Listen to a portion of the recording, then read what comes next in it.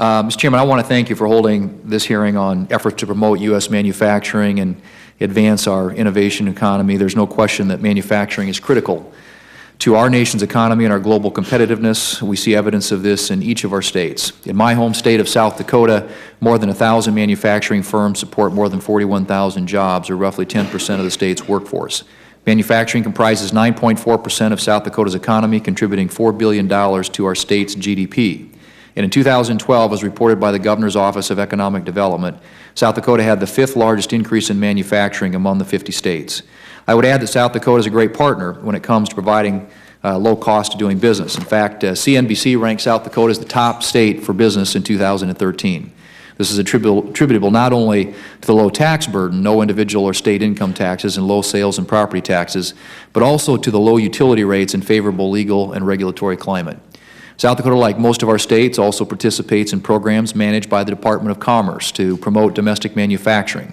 For example, in January of this year, the Manufacturing Extension Partnership, or MEP, run by the Commerce Department's National Institute of Standards and Technology, awarded cooperative agreements of $400,000 to South Dakota Manufacturing and Technology Solutions to support the first MEP center in the state in 10 years.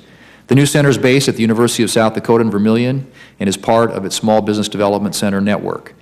So I appreciate that the federal government has a role to play in promoting U.S. manufacturing. Today we'll begin an examination of what that role should be, with a particular focus on the administration's proposal to create a network of manufacturing hubs, a proposal that is largely embraced in legislation recently introduced by Senators Brown and Blunt. I welcome Senator Brown to the committee today. I look forward to hearing from him and our colleague on the committee, Senator Blunt, about their legislation, which enjoys the support of groups like the National Association of Manufacturers and the Semiconductor Equipment and Materials International. I also want to welcome Secretary Pritzker back to the committee for her first appearance since being confirmed, and I look forward to the perspective of our impressive panel of industry witnesses, several of whom are experienced at turning cutting-edge research into commercial products. I hope that as we examine the issue of how best to ensure U.S. leadership in advanced manufacturing, we will do so with an eye towards maximizing value for the taxpayers and avoiding duplication with the host of existing government programs. Also, while perhaps outside the scope of this committee's jurisdiction, if we admit any limits to our jurisdiction, we should acknowledge that there are several policies that may hold even greater promise for incentivizing innovation in manufacturing.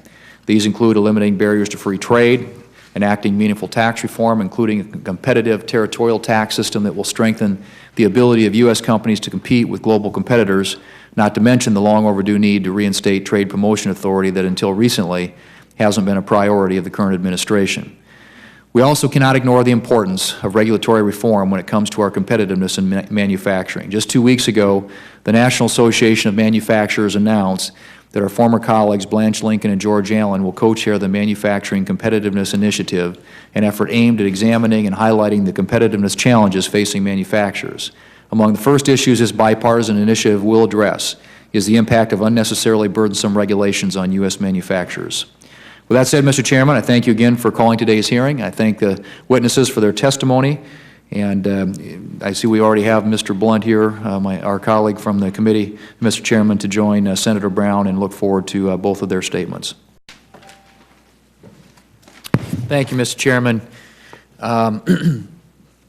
Madam Secretary, I understand that in July of this year, the administration expanded its NNMI proposal from 15 to 45 regional manufacturing innovation institutes.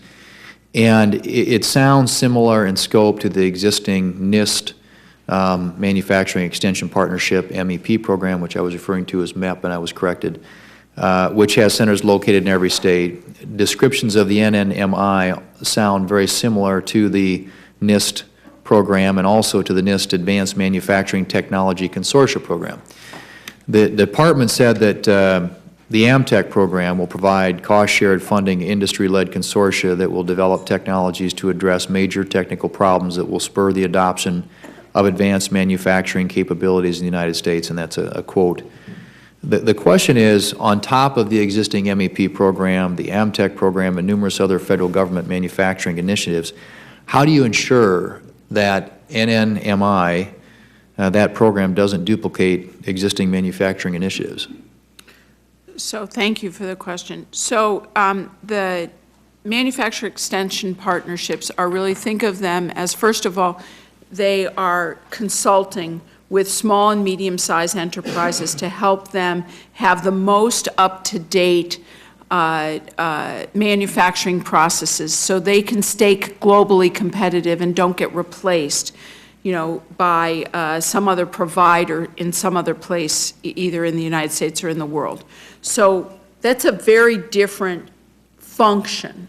It's working with existing companies. The NNMI institutes are, first of all, they're a place where cutting-edge research is occurring, where you're bringing together the private sector and academia to say we need to focus on a particular technology that has enormous potential, but it's not at the point where it's in the marketplace. It's really going from the lab to not quite to the market. It's filling this gap that exists from, I have a basic research idea, but now what I want to do is I need to get that concept to a point where companies are willing to invest in its development. And so they're very, very different. The AmTech program is a very tiny little program that's about some technologies, but it's not a place. It doesn't have the kind of scope that we're talking about. It doesn't have the kind of matching funds that we're talking about. This is really, to me, and the reason to expand from 15 to 45 is there is enormous demand around this country to do this. You are seeing, you hear from, I've heard from mayors and different private sector leaders about how excited they are to participate in these consortia because it's an ability to bring these kinds of cutting-edge ideas to a place where then companies can run with them into the marketplace. Well, if you kind of go back to the MEP centers again, they were originally envisioned to become financially sustainable over time, but they still require some amount of base federal funding to exist. How would you ensure that the NNMI institutes would not similarly become reliant on federal dollars, particularly if you're going to increase the number from 15 to 45? Well, I think as conceived, the concept is this is seed dollars to get them up and running, and that they're required by their business plans to develop a business plan that makes them self-sustaining over 5 to 7 years. The MEPs are a match funding where 1/3 of the dollars is by the federal government and 2/3 is locally, and it's very much embedded in the local marketplace. Here, I think that the private sector is the key. You've got private sector companies who want to see this research occur, but they can't afford to do it all by themselves. How do you, in your prepared testimony, you discussed how investment innovation is going to create jobs in the U.S. However, there are some economists that argue that advanced manufacturing, which is the type of manufacturing programs that the NNMI program would seek to support, may only create jobs for a skilled few. And Christina Romer, who served as the chairwoman of President Obama's Council of Economic Advisors, stated that the President's manufacturing plan will probably have only a small effect on job creation. So the question is, how do you respond to these economists who suggest that programs like NNMI will only have a marginal impact on job creation and employment? Well, I think that manufacturing creates, first of all, creates good jobs, and it has an extraordinary multiplier effect, as I think Senator Sherrod Brown was talking about. So today in this country we have 11.5 million manufacturing jobs, 500,000 of which have been created over the last several years. They are to support those 11.5 million jobs are 5.7 million jobs in logistics and software, the highest multiplier effect of any of our industries. The jobs also are a key path to the middle class for Americans because the wage and benefits in advanced manufacturing are 17% higher than other sectors. So this, to me, is a great place for investment because I think we're creating very good jobs, stable jobs, and one of the important things to keep in mind is this notion of we need to keep production close to close to home. And the reason is because of the virtuous cycle that occurs on the, if you will, factory floor, which is the innovation that's talked about. It's extremely important as we produce here that innovations occur by those who are actually there producing. And that's something, whether it's the yogurt conversation that we were just having or others, and that has been widely studied, the importance of keeping manufacturing here. You know, also, frankly, we do know that innovation is a key driver to economic growth. As I said earlier, 2/3 of R&D comes from the private sector. 70% of that is in manufacturing. So this is all helps our economy remain globally competitive. Thank you, Ms. Chairman. My time is expired. Thank you, Ms. Chairman, and I too want to just compliment the panel on your, thank you for sharing your experience and insights, very helpful, and a wealth of experience represented at the table today. Dr. Brewer, in your submitted testimony, you emphasized that tax and regulatory consistency should be at the forefront of efforts to stimulate manufacturing growth, and specifically you advocated for the permanent extension of the R&D tax credit and enforcement of intellectual property and trade laws. Can you share examples of how the R&D tax credit uncertainty and lax enforcement of IP and trade laws have hindered your company's long-term planning and ability to profit from some of your innovations? Yeah, that's a great question, and it does show that the problem is much more complicated than you think. In the terms of R&D tax credits, about 90% of that tax credit goes directly for hiring people. And if that tax credit doesn't show up until the end of the year or after the end of the year, like, you know, it gets retroacted in January for the year before, it means we won't hire people that credit would have supported. If we knew the tax credit was there, we could invest in the people to do the research or do the development. So if you do it a year behind time, it's really not going to be utilized very well, at least to generate people, salaries for people. In terms of the intellectual property and not having much teeth in it, I can share some data that came from the semiconductor industry. That's my industry.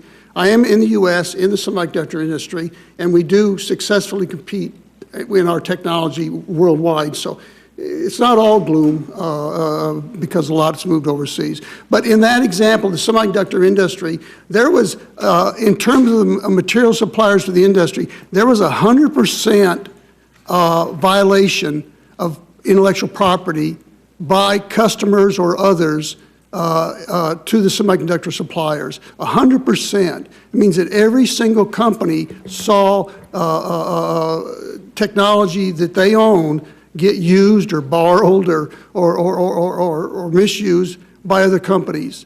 And there is not much action that can be taken. I mean, you know, if you go to Asia and try to go to court in Korea or someplace, I mean, you know, it's years and years and years, and it becomes a moot point at the end of that period of time. And so when, like, the Korean trade agreement, which was passed a year or so ago, there were absolutely no teeth, absolutely no enforcement of intellectual property issues in the trade bill. And even though the trade bill, that one and others, start with an attempt or to add that kind of stuff to the trade bill, then there's a need. The trade bill's got to be rushed through, or something's got to happen, and it all goes. And so we end up time after time getting trade bills that put no teeth into the intellectual property enforcement. And that's particularly challenging for the semiconductor industry because, you know, 60% of my marketplace is Asia.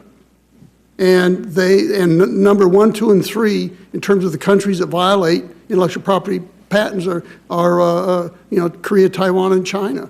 So no teeth, you know, in that legislation is very much of a problem. In fact, they did a really good job of improving trade secret, strengthening trade secret in this last intellectual property bill, and that really had a good impact for us, and I think most companies in the United States.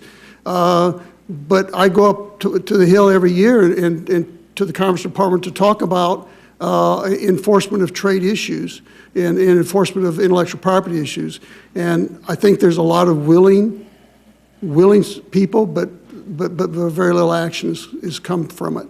So, so that takes care of those two things. The third element was, that you talked about was? Well, it's trade IP and R&D tax credit. Okay, those two. So I think that kind of covers those areas. Okay, thank you.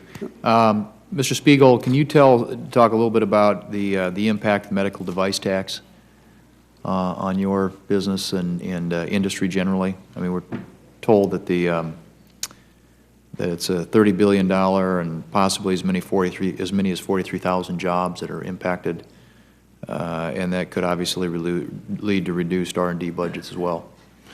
Yeah, I mean, there's a 2.3% medical device tax. We're one of the largest manufacturers of medical devices in the world.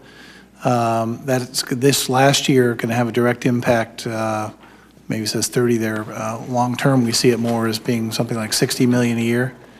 And as we take a look at, if you take a look at that as a percentage of your profit, it takes a big cut out of your profit. And so, of course, management wants to know, how are we going to make that up? The market's not growing right now. The market's pretty flat. People are trying to figure out where the world's going with the new Affordable Care Act. And so we're not seeing a lot of growth in new medical devices and things. Maybe that'll happen later. Of course, we were counting on more people getting signed up to come on to the program, but we haven't seen that yet. So the demand is kind of flat, and therefore we got to find other places. Either got to slow down R&D, a lot of which we do in Princeton, New Jersey, which is we do a lot of R&D located very close to our manufacturing plants, which we talked about here. But our biggest R&D facility and a lot of our healthcare R&D is done in Princeton, New Jersey. And so the basic thing is you got to look for opportunities to reduce cost, reduce headcount, reduce R&D. You got to find some way when you lose millions of dollars in profit. So it's definitely having a big impact. And I know across a lot of our suppliers, it's having a big impact, and also our competitors as well. So it's definitely having an impact on spending and growth. Okay. Mr. Chairman, my time's expired. Thank you.